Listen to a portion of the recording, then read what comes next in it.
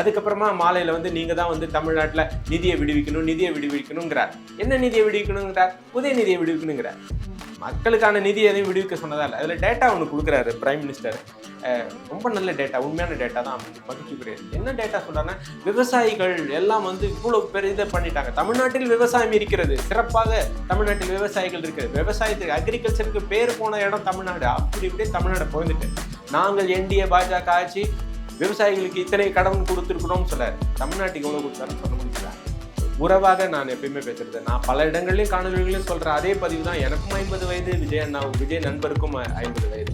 அவர் வந்து திரைத்துறையில் கொடிகட்டி நாட்டினார், நான் கல்வியில் வந்து என்னோட சாதனை பண்ணியிருக்கிறேன். அவர் வந்து ஒரு பல மக்களின் மனதை திரைகளால் கவர்ந்தார், நான் என்னுடைய கல்வி பணியால் கவர்ந்திருக்கிறேன். அவர்கிட்ட பல கோடிகள் இருக்குது, கட்சியை தொடங்கினார். என்கிட்ட சில ரூபாய்கள் இருக்கிறது, அதை வச்சு கட்சிக்கு, அரசியலுக்கு, மக்களுக்கு சேவை செய்வது மூலமாக இந்த வேலையை நம்ம செஞ்சுருக்கோம். விசில் அடிப்பது, தொல்லை பண்ணுவது, பஸ்ஸில் விசில் அடிக்கிறது, கொடுக்கறது, இதெல்லாம் வந்து தண்டனைக்குரிய குற்றம். 3 மாதம் வரைக்கும் சிறை தண்டனை வைக்கலாம் அப்படின்றது சட்டம்.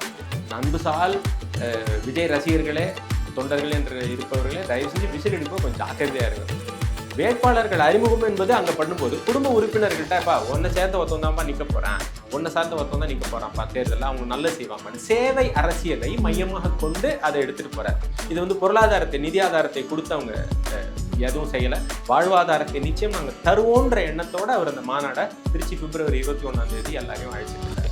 அவர் எப்போ அந்த காங்கிரஸோட கூட்டணி வைக்கலான்ற அந்த ஒரு எண்ணங்கள்லாம் வருதோ அப்பயே வந்து அவர் இலக்கு தவறிட்டார். அப்போ இந்த இப்போ ஒரு பார்வை பார்க்குறோம் சார், நம்ம எதை பார்க்கணுன்றது. நான் இப்போ வந்து இந்த பார்வையில் நேர்கொண்ட பார்வை பாருங்க அப்படின்னு சொல்லும்போது, நான் இப்படி பார்ப்பேன் கொஞ்ச நேரம், நான் இப்படி கொஞ்ச நேரம் பார்ப்பேன், நான் இப்படி கொஞ்ச நேரம் பார்ப்பேன், அப்புறம் A4ல் கொஞ்ச நேரம் பார்ப்பேன்னா உங்கள் இலக்கு சரியில்லாம. நான் இந்த அப்போ திராவிடம் தமிழ் தேசியம் ரெண்டையும் மிக்ஸ் பண்ணுற விஜய் அவர்கள் என்னன்னா ஆதவ அர்ஜுனா ஒரு சிறந்த உதாரணம். எங்கே வந்துட்டார் பாருங்க, விசிகேல இருப்பாரான், டிஎம்கேல இருப்பாரான், திரும்பி பார்த்தா டக்குன்னு தாவைக்கல பெரிய பதவி கொண்டு வரான். வேலை பார்த்தவங்க ரசிகர்கள்லாம் என்னன்னாங்கன்னு தெரியல. அதுக்கப்புறம் நிர்மல்குமார் பார்த்தீங்கன்னா பாஜக இருப்பாரான், ஏடிஎம்கேல இருப்பாரான்.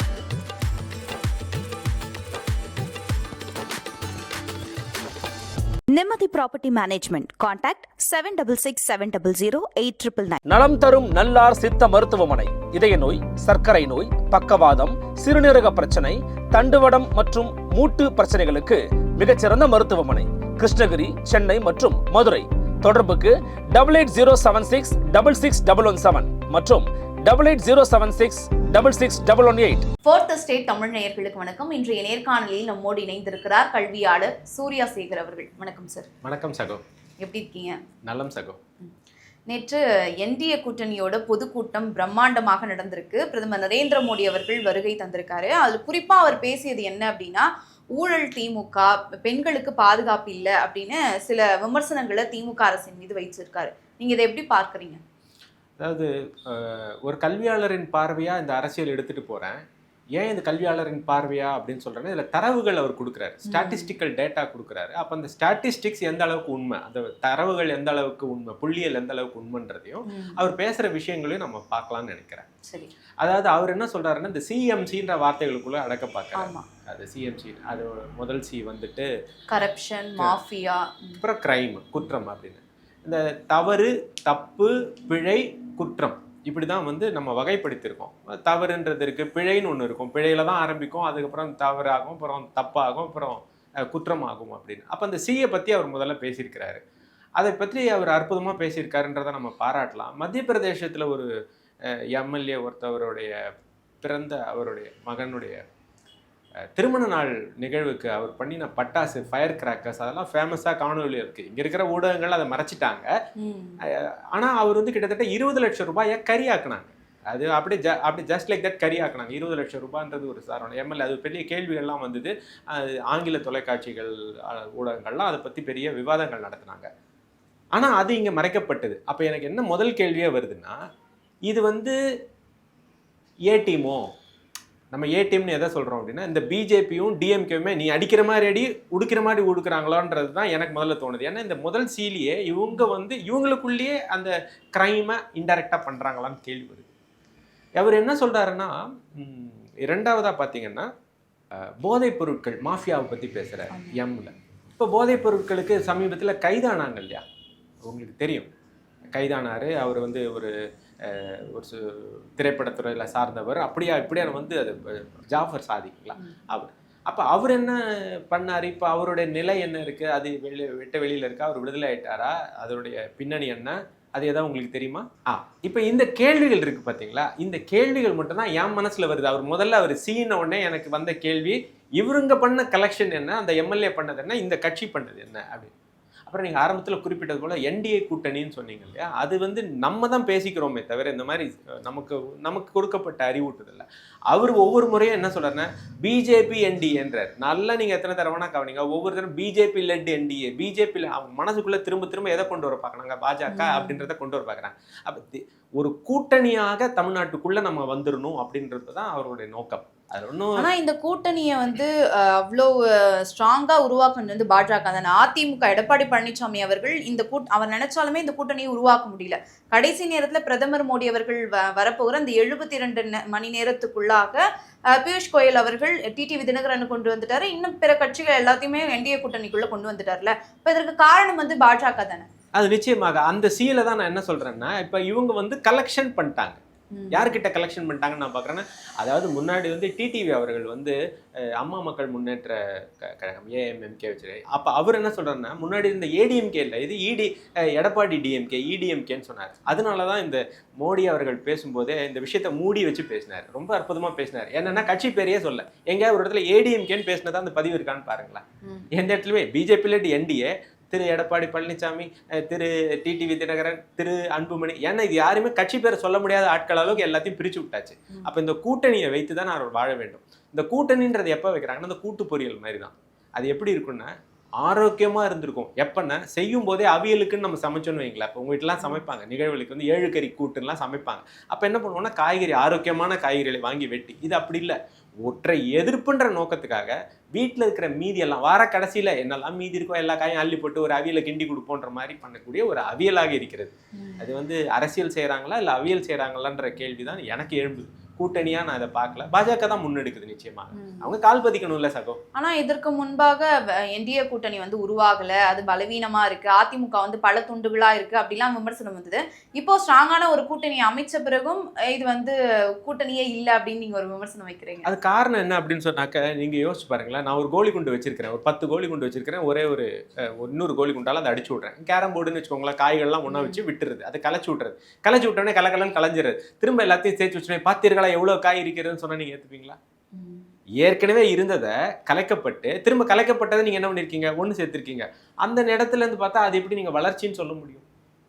இதுதான் என்னுடைய புரிதல். அதனால நான் அந்த கேள்விகளை அவங்க கூட்டணி இல்லை அப்படின்றதான் நான் பாக்குறேன். எப்படின்னா, இவங்க கூட்டணின்னு வச்சிருக்கணும்னா எப்படி வச்சிருந்திருக்கலாம்னு பாக்குறேன். ஆகச்சிறந்த தாய் கழகத்தை கூப்பிட்டு இருக்கணும். இப்ப வைத்திலிங்கம் ஐயா அவர்கள் எங்க போய் சேர்ந்தார்? ஏடிஎம்கேல இருந்து போய் திமுக. அவரை கூப்பிட்டுருக்கலாம். யாரு? மோடி அவர்களே தாய் கழகத்தை நோக்கி வாருங்கள் அப்படின்னு. இவ்வளவு நாள் இப்ப இதுக்கு போக மாட்டேன், நிதி கூட்டத்துக்கெல்லாம் போக மாட்டேன் அப்படின்னு சொன்ன உடனே காலையில கொண்டு போயிட்டு அவர் முதல்வர் திரு ஸ்டாலின் அவர்கள் நரேந்திர மோடி அவர்களை சந்திக்கிறார். அதுக்கப்புறமா மாலையில நீங்க தான் தமிழ்நாட்டுல நிதியை விடுவிக்கணுங்கிறார். என்ன நிதியை விடுவிக்கணுங்கிறார்? உதயநிதியை விடுவிக்கணுங்கிறார். மக்களுக்கான நிதி எதையும் விடுவிக்க சொன்னதா இல்லை. அதுல டேட்டா ஒன்று கொடுக்குறாரு பிரைம் மினிஸ்டர். ரொம்ப நல்ல டேட்டா, உண்மையான டேட்டா தான், மகிழ்ச்சிக்குரியது. என்ன டேட்டா சொல்றாங்கன்னா, விவசாயிகள் எல்லாம் இவ்வளவு பெரிய பண்ணிட்டாங்க. தமிழ்நாட்டில் விவசாயம் இருக்கிறது, சிறப்பாக தமிழ்நாட்டில் விவசாயிகள் இருக்கிறது. விவசாயத்துக்கு அக்ரிகல்ச்சருக்கு பேர் போன இடம் தமிழ்நாடு. அப்படி இப்படின்னு தமிழ்நாடு போயிருந்துட்டு, நாங்கள் என்டிஏ பாஜக ஆட்சியில் விவசாயிகளுக்கு இத்தனை கடன் கொடுத்துருக்கணும்னு சொல்றாரு. தமிழ்நாட்டுக்கு எவ்வளவு கொடுத்தாருன்னு சொல்ல முடிஞ்சுதா? என்னங்க தமிழ்நாட்டில் விவசாயம் இருக்குதா? நீங்க தமிழ்நாட்டுக்கு என்ன சொல்றீங்கன்னா, இன்னொரு விதம் விக்ஷித் பாரத், தமிழ்நாட்டில் விக்ஷித் பாரத் வந்தால் அது எங்க வருமா? இந்தியா ஃபுல்லா வளர்ச்சி அடையுமா? இதை நீங்க சொல்லி தெரிய வேண்டியதில்லை. ஏன்னா நமக்கே தெரியும், தமிழ் நாகரிகம் இருக்குது. ஒன்று பொருளை நதின்னு ஒன்று ஓடிச்சுன்றோம். இப்போ இன்னொன்று பார்த்தீங்கன்னா, இந்த கடல் சார்ந்த ஒரு பகுதி இருக்குது, ஆறு நீர் வளம் சார்ந்த பகுதி இருக்கு. இது எல்லாமே சேர்ந்து தான் நம்ம இங்கிருந்து நாகரிகமே தோன்றியது, வளர்த்து போச்சுன்றோம். இதை நீங்க என்ன புதுசா சொல்லிட்டீங்க? உங்களுக்கு என்ன தேவை? தமிழரின் வளர்ச்சி, இந்தியரின் வளர்ச்சி நீங்க சொல்றது ஒரே நோக்கம். முதலாளித்துவர்களுக்கு வானூர்தி நிலையம் கட்டுறதுக்கு, இங்கிருந்து பொருட்களை, கனிம வளை கொள்ளைகளை எடுத்து போவதற்கு இலகுவாக வெளியிருந்து கொண்டு வந்ததை திரும்ப கடல் மார்க்கமாக கடத்துவதற்குன்னா கொண்டு சேர்ப்பதற்குன்னு அர்த்தம். தமிழ்ல தவறாக புரிந்து கொள்ள வேண்டாம். அப்ப அதுக்காக இவங்க விக்ஷித் பாரத்ன்ற முறையில் தமிழ்நாட்டை அபகரிக்க பார்க்கிறார்களோ அப்படின்ற ஐயப்பாடு தான் எனக்கு இருக்கு. அடுத்து இப்போ விஜய் அவர்கள் எடுத்து பார்த்தோம் அப்படின்னா, தாவேகா கிட்டத்தட்ட அந்த கட்சி ஆரம்பிச்சு 2 ஆண்டுகள் ஆயிடுச்சு. இப்போ அந்த சட்டமன்ற தேர்தல் நெருங்குவதனால விசில் சின்னத்தை ஒதுக்கியிருக்காங்க. தேர்தல் ஆணையத்திடம் விஜய் அவர்கள் என்ன சின்னத்தை கோரிந்தோ ஒரு 4 சின்னங்கள் வந்து கோரிந்ததா சொல்லப்படுது.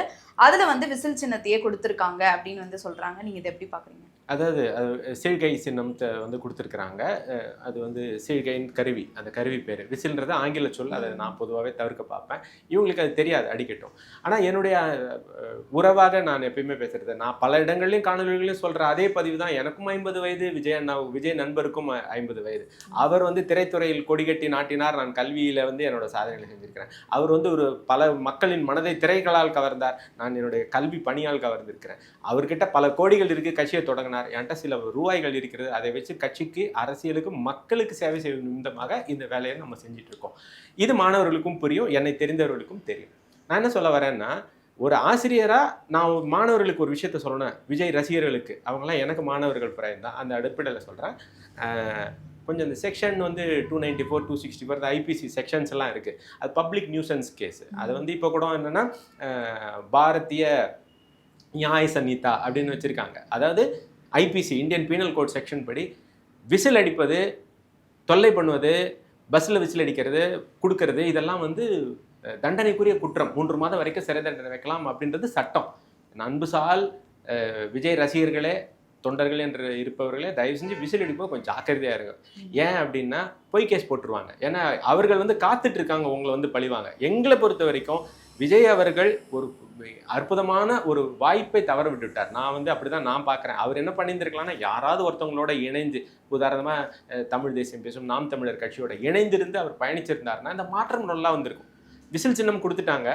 நேத்திக்கு ஒரு காணொலியில் பார்த்தேன் சகோ, அவங்க என்ன சொல்றாங்க, விசில் சின்னம் கொடுக்கப்பட்ட எவரும் ஜெயிச்சதா சரித்திரமே இல்லைன்றாங்க.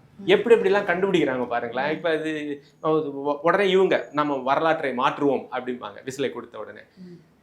விசில் கண்டிப்பாக ஒலிக்கத்தான் வேண்டும். தற்சார்பு பொருளாதாரம் எடுக்கும் அனைவருக்கும் நான் சொல்றது என்ன அப்படின்னா, இந்த விசில் தயாரிக்கும் பணியில் ஈடுபட்டு கூடிய மக்கள் தயவு செஞ்சு நிறைய விசிலை தயாரிங்க. உங்களுக்கு விஜய் ஃபேன்ஸ் எல்லாம் விசில் வாங்குவாங்க. உங்களுக்கு கொஞ்சம் வாழ்க்கை அடுத்த 2-3 மாதங்களுக்கு சிறப்பாக இருக்கும். அதே மாதிரி இந்த துண்டு தயாரிக்கும் பிறலாம் கொஞ்சம் நல்லா நிறைய தாவக்க சிம்பிள்லாம் போட்டு நிறைய வச்சுக்கோங்க. அதுக்கெல்லாம் இருக்கும். ஏன்னா இவங்களுக்கெல்லாம் கருத்தியல் கிடையாது. சும்மா ஒரு கோட் போட்டுக்கணும், ஒரு தொங்க விட்டுக்கணும், இப்படி தான் இருக்கும். கருத்தியல் பேசக்கூடிய யாரும் இந்த மாதிரி தான் செஞ்சு தன்னை நிரூபிக்கணும்னு அவசரம் இருக்காதுன்னு நான் கருதுறேன்.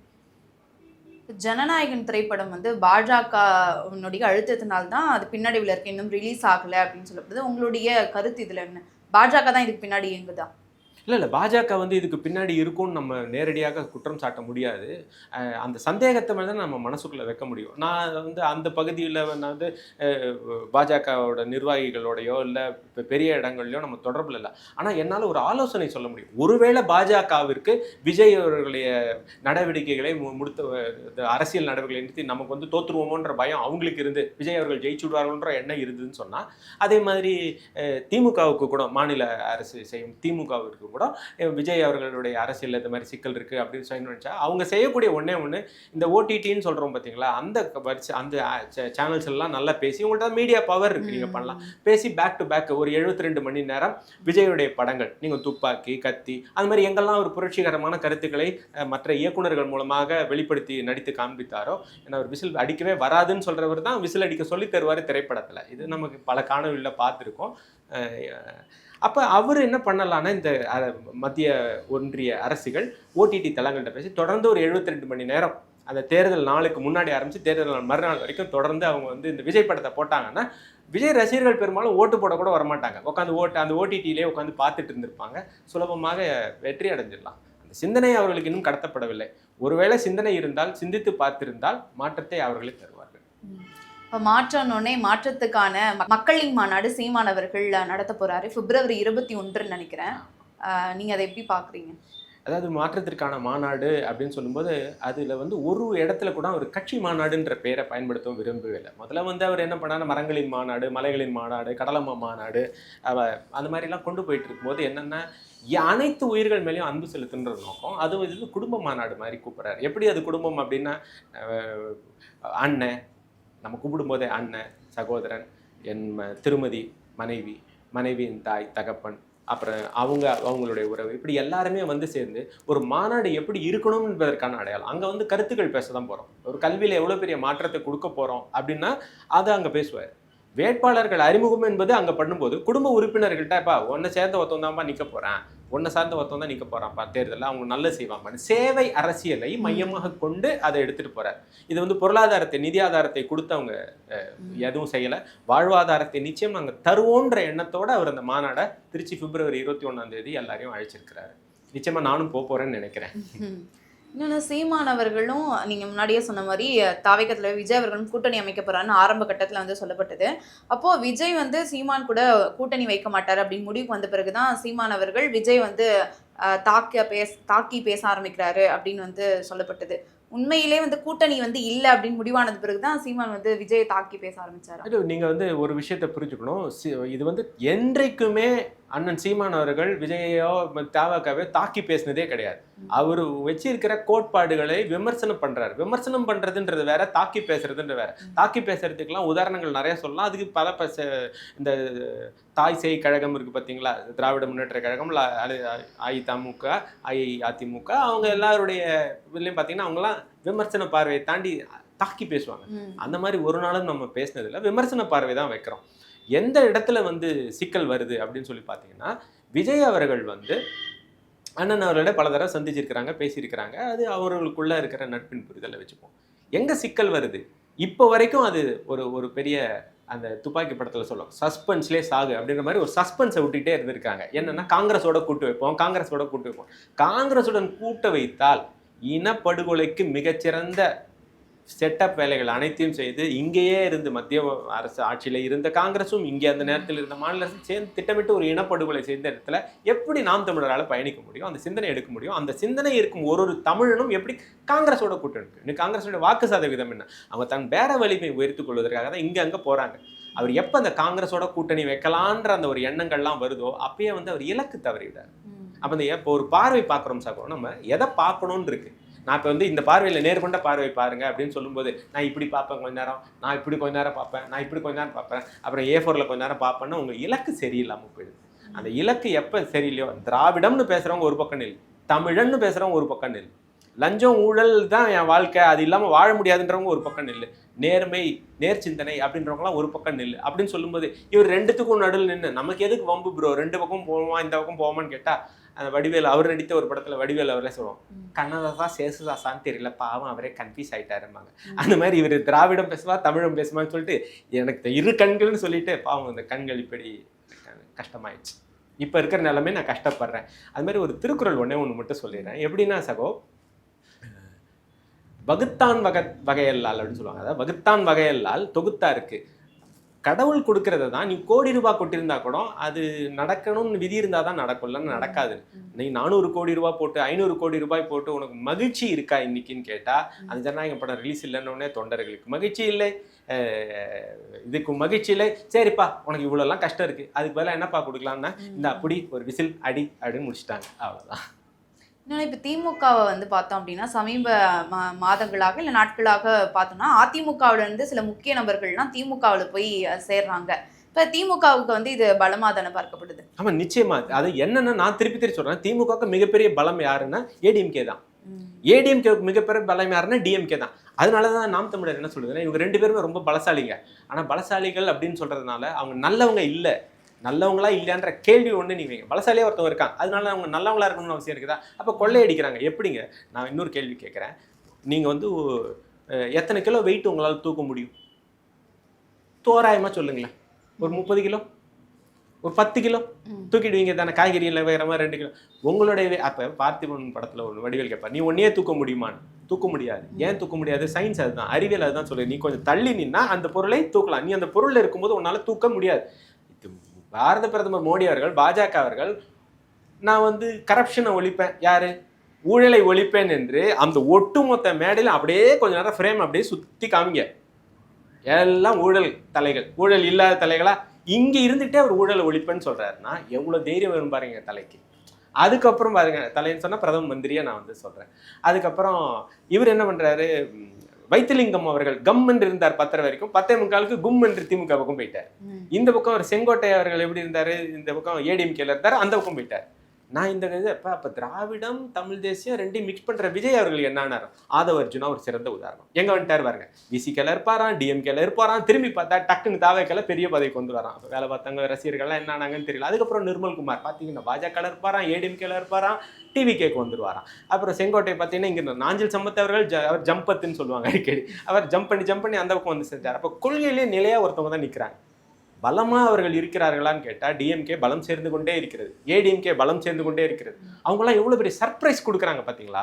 நீ காலையில பத்திரிக்கை பார்க்குற பார்த்தீங்க அடப்போவி அப்படின்னு இருக்குல்ல, அதை மக்கள் கொடுப்பான். இந்த வாட்டி வாக்குச்சாவடியில தேர்தல் முடிவு வரும்போது அரசியல்வாதிகள்லாம் இப்படி உட்காந்து கொடுப்பான். மக்கள் கொடுக்குற தீர்ப்பு நல்ல தீர்ப்பாக வரும். அந்த தீர்ப்பு தான் மக்களின் தலையெழுத்தே மாற்றும். நீங்க என்ன வேணா நினைச்சுக்கோங்க, கட்சி பலமடையுது. மக்கள் பலத்தின் முன்னால் ஒன்றுமே பெரிய பலம் அல்ல. சரி, என்ன நடக்குது பொறுத்திருந்து பார்க்கலாம் சார். பல்வேறு கருத்துக்களை பகிர்ந்தமைக்கு நன்றி சார். நன்றி சார்.